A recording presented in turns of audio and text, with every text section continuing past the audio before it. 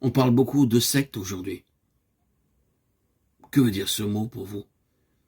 Il s'agit d'abord de se rappeler là, ou plutôt les étymologies du mot. Le premier sens est séki, qui veut dire suivre quelqu'un. Ceux, par exemple, qui suivaient Jésus, qui suivaient son enseignement, formaient une communauté de personnes. Et d'ailleurs, pour les Juifs, les chrétiens étaient membres d'une secte hérétique. La seconde étymologie est sékar, coupé. Les membres d'une secte sont donc ceux qui se coupent d'un groupe plus important. Ainsi, parmi ceux qui suivaient Moïse, certains se séparent pour suivre Jésus. De la même façon, dans le monde contemporain, il y a la secte freudienne, d'où sortent des sectes jungiennes ou adlériennes. Le problème n'est pas de suivre quelqu'un, d'être informé par son enseignement, mais c'est ce qu'on fait de son enseignement. Et c'est que parfois on s'y enferme. Je me pose souvent la question suivante, ma secte, mon église, ma pratique, cela m'enferme-t-il ou cela me rend-il plus libre? L'église dans laquelle je suis en ce moment me rend-elle plus intelligent, plus aimant, plus vivant?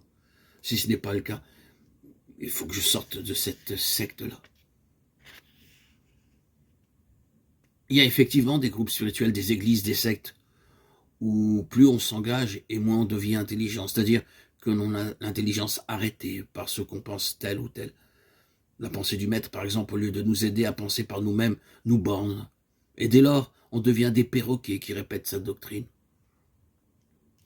C'est un lieu qui ne nous stimule pas et donc qui ne remplit plus sa fonction d'école, lieu de transmission d'une information à vivre.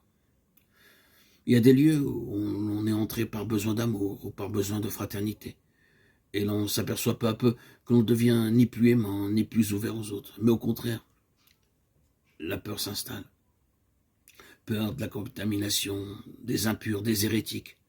Alors ma secte, mon église, mon groupement spirituel, au lieu de m'ouvrir le cœur, me le referme, m'endurcit, me donne des cuirasses, des carapaces. Mais à l'intérieur, la chair reste molle, fragile. Mais il existe aussi certains groupes d'études et de pratiques qui ouvrent le cœur, rendent plus compréhensif, ouvrent à d'autres dimensions de l'être humain, nous délivrent justement de la peur de l'autre.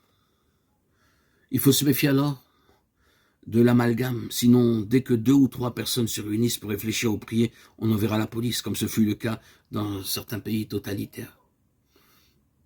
Mais il y a des milieux où l'on ne devient pas plus vivant, mais au contraire plus stéréotypé, plus figé, plus enfermé. Par vivant, j'entends cette transparence, cette confiance dans la grande vie, dans l'énergie qui nous habite.